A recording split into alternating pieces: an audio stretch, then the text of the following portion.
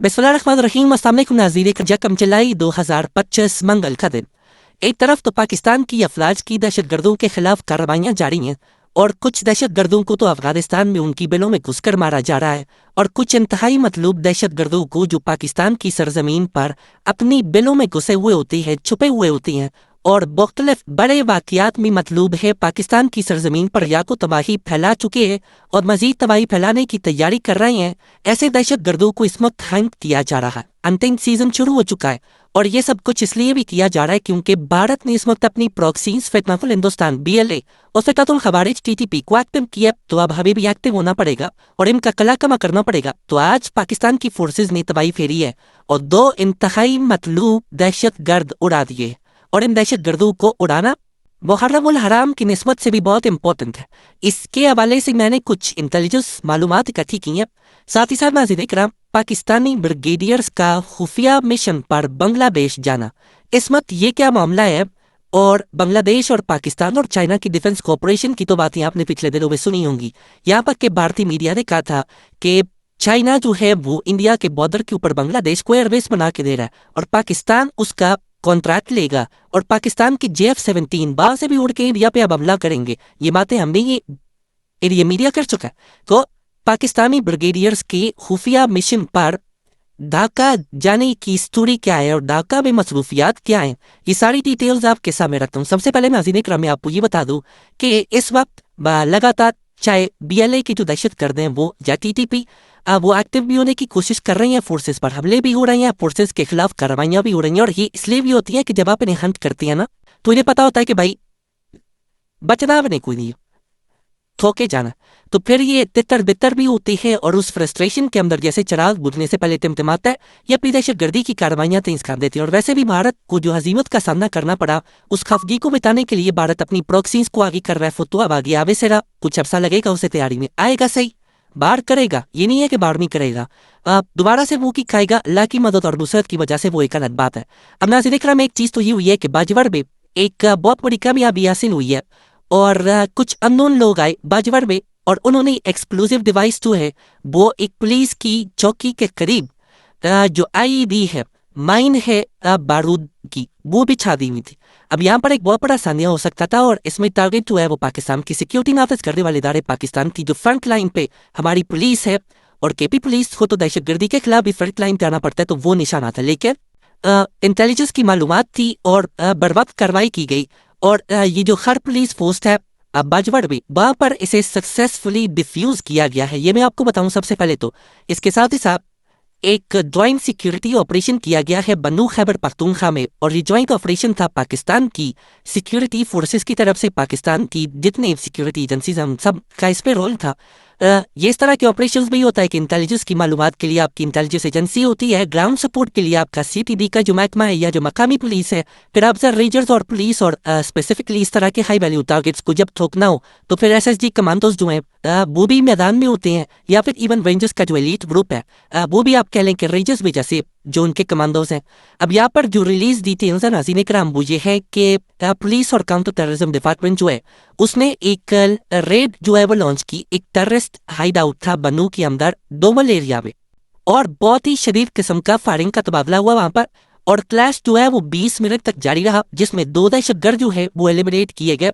2 दहशतगर्द जो है दे वर dispatch to hell Vasil जहन्नुम हुए और जो धीरे का फायदा उठाकर जो बाकी मिलिटेंट्स हैं, बाकी दहशतगर्द हैं, वो भागे वहां से और इस वक्त उन्हें भी पकड़ने की कोशिश की जा रही है। दुम दबाकर भाग गए जब उन्हें पता चला कि आगे से ठोका जा रहा है और इस वक्त जो मारे गए हैं दहशतगर्द उनकी आइडेंटिफिकेशन भी हो चुकी है। इंटेलिजेंस फोर्सेज बता रहे हैं हुसैन अहमद और इनाम इनाम जो है इसकी उर्फियत तोरू की है और ये हैदरकैन एरिया जो है नॉर्थ वजीरिस्तान डिस्ट्रिक्ट का उसके रिहायशी थे और ये मल्टीपल बॉम्बिंग्स और मेजर टेररिस्ट ऑपरेशंस जो है उनके अंदर मुलविस थे।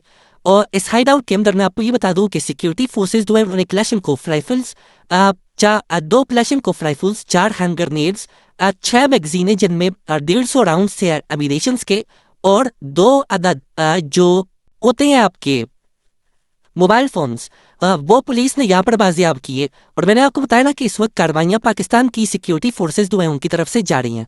अब एक और कार्रवाई हुई है नाज़रीन इकराम और पाकिस्तान की जो फोर्सेस हैं उन्होंने एक शख्स जो है उसे ठोका। अब यहाँ पर ये इन्फॉर्मेशन भी आई है, आपको पता है कि कुछ लोग जो है ना वो जानबूझ कर से भी मुनाफरत को हवा देने के लिए और फैलाने के लिए टारगेट करते हैं ना मुख्तलिफ मकातब फ़िक्र के लोगों को, मुख्तलिफ जो सेक्ट्स हैं उनके लोगों को। तो अहले तशी जो हमारे भाई है, अहले तशी टीचर्स पर हमले में ये मुलव्वस थे और मुहर्रम हराम की निस्बत से इन्हें ठोक कर कुछ और पैगाम भी दिया गया है कि आप बचेंगे नहीं। आप पहले तशी टीचर्स को निशाना बनाकर एक मजहबी मुनाफरत की माजी में हवा देने की कोशिश की। आप हमारे रडार पे हैं, आपको ऐसे ठोका जाएगा, ऐसे ठोका जाएगा, क्योंकि इस मुल्क के अंदर इस तरह की किसी चीज़ की गुंजाइश नहीं है। The whole nation stands united. और ये एक इम्पोर्टेंट मैसेज भी दिया गया। इसके साथ साथ नाज़रीन काम भारतीय मीडिया के रोने पे आते। भारतीय मीडिया, आपको पता है कि उनके असाब पे क्या सवार है? पाकिस्तान। उनके असाब पे सिर्फ पाकिस्तान सवार है। तो अब कहते हैं कि जी 3 Pakistan army brigadiers have arrived in Dhaka before leaving for Bangladesh आर्मीज 10th infantry division headquarter. Bangladesh की जो फौज है उसके हेडक्वार्टर पर गए हैं जी और लैंड किए हैं पाकिस्तान की आर्मी के 3 ब्रिगेडियर्स। और इन्होंने कुछ पासपोर्ट्स जो है नाम भी खास वो शेयर किए हैं और कहते हैं कि जी 5:27 पर एमिरेट्स की फ्लाइट नंबर 586 ढाका के शाहजला इंटरनेशनल एयरपोर्ट पे लैंड की। 3 इंतहाई वेरी ड्रेस्ड दाढ़ी वाले बंदे जो हैं, किसी की छोटी दाढ़ी किसी की बड़ी दाढ़ी, वो बाहर आए बड़े कामली और जो वेटिंग एरिया के अंदर आए, फिर जो उड़े वहाँ पर एम्बेसी के स्टाफ ने रिसीव किया। अब ये कहते हैं कि जी इनके जो पासपोर्ट हैं वो सिर्फ और सिर्फ बनाए गए। अब ये मीडिया कह रहा है कि जी पासपोर्ट तो इशू हुए हैं, इनके जो ऑफिशियल और डिप्लोमेटिक पासपोर्ट होते हैं ना ऑफिशियल असाइनमेंट्स के लिए, कि वो तो एक का पासपोर्ट 1 दिन पहले इशू हुआ, बाकियों के पासपोर्ट 2-2 दिन पहले इशू हुए। और ये कहा जा रहा है कि जी ये तो मेडिकल कोर के ब्रिगेडियर है, यानी ये डॉक्टर है आर्मी के अंदर। और लेकिन अब ये जा रहे हैं जी बांग्लादेश की आर्मी के इंतहाई अहम वाले और इंतहाई सिक्योर बेस में। तो अब ये कोई खिचड़ी पक रही है और ये अंदर कवर है, ये दरअसल अंदर कवर है और ये हैं कुछ और ये बने हुए कुछ और हैं। अब यानी आप यहाँ से अंदाजा करें, कहते हैं कि पहले ये ढाका रेडिसन ब्लू होटल गए और इनके जो ट्रैवल डॉक्यूमेंट्स है, नॉर्थ ईस्ट न्यूज़ है जी, ये इंडिया का .in इसकी वेबसाइट है। और कहते हैं कि जी ये जो इनके पासपोर्ट्स है ये 1 साल के लिए ये सिर्फ इशू हुए हैं। और ये जो ऑल्दो ये मेडिकल कोर थी है, लेकिन ये 10th इन्फेंट्री डिवीजन के हेडक्वार्टर जो है वहाँ पर इन्होंने इनके विजिट जो है वो शेड्यूल है। और इनके हवाले से कहा गया है कि जी ये 3 जो हैं ये अंडर कवर हैं और ये यहाँ पर कंटोनमेंट पे आ रहे हैं। ये सारी चीज़ें और अल्ट्रा सेंसिटिव मिलिट्री एस्टैब्लिशमेंट बन चुका है ये वाला बेस, जिसमें इन्होंने जाना है अप्रैल के बाद से। आपको मैं सिर्फ इतना समझाना चाह रहा हूँ कि भाई ये जो इन्होंने एक मरतबा फिर प्रोपेगेंडा, इनके असाब पर ना पाकिस्तान सवार है, वहाँ पर कुछ भी होगा। और ये वैसे भी आजकल डरे हुए हैं। इन्होंने अगले दिन इनकी खबरें थी ना कि सार तबाह हो गया, पाकिस्तान और चाइना में यहाँ रीजनल ब्लॉक बना रहे। Pakistan is now a regional power, India's days are over. अब कोशिशें करो, नया रॉकेट लाओ, ये सब कुछ करो। पाकिस्तान की फौज, पाकिस्तान की अवाम, पाकिस्तान की आर्मी, पाकिस्तान की ISI अंडर कवर जनरल्स भेज दिए जी, अंडर कवर जनरल दिए। आप क्या साहब पे सवार हैं और कोई मसला नहीं है और कोई कवर नहीं है। मसला यह है कि आपके असाब पे आप इस तरह की फेक न्यूज़ फैलाते हैं, कॉन्स्पिरेसी थ्योरीज बनाते हैं। भाई ऑफिशियली पूरी दुनिया के अंदर मिलिट्रीज के डेलीगेशंस भी जाते हैं। गया तो क्या हुआ, चलो अंडर कवर किंग में जाना था, दारुल से जाएंगे, अल जाएंगे, उनके भी अभी आए ना कमांडर, इधर हमारे चीफ से मिल के गए, दारुल से गए, अल और बांग्लादेश को रियलाइज हो चुका है कि अब इंडिया की कॉलोनी नहीं है, अब यार सॉवरन स्टेट। और इंडिया के अम्बिचल लाती हसीना बाजी ने लगा के रखा, दे रहेंगे हम एक आज़ाद खुद मुख्तार मुल्क है। और बांग्लादेश वो साबित करेगा। पाकिस्तान के साथ हमारे उनकी क्लोज टाइज हैं तो हैं, you can not change the fact. China के साथ क्लोज टाइज हैं तो हैं, वो अपना मफाद देखेंगे, उन्होंने अपनी आवाम का फायदा देख रहा है। या भारत के इंटरेस्ट को देखना, उनके लिए बांग्लादेश फर्स्ट है। और फिर जो बोलते ईमानी, वो भी तो है ना हमारे दरमियान सबसे मजबूत रिश्ता, सबसे मजबूत लिंक जो दुनिया की कोई ताकत नहीं तोड़ सकती, कलबे की ताकत। तो ये चीज़ है नाज़रीन इकराम। और ये कह रहे हैं कि जी रोला डाला हुआ इस वक्त मानती मीडिया में और नॉर्थ ईस्ट न्यूज़ जो है इन .in ये कह रहे हैं कि हमने एक्सक्लूसिव स्टोरी कर दी, ये कर दिया, वो कर दिया। बट मैं आपको सिर्फ इतना बता दूं कि इनसे होना कुछ नहीं है।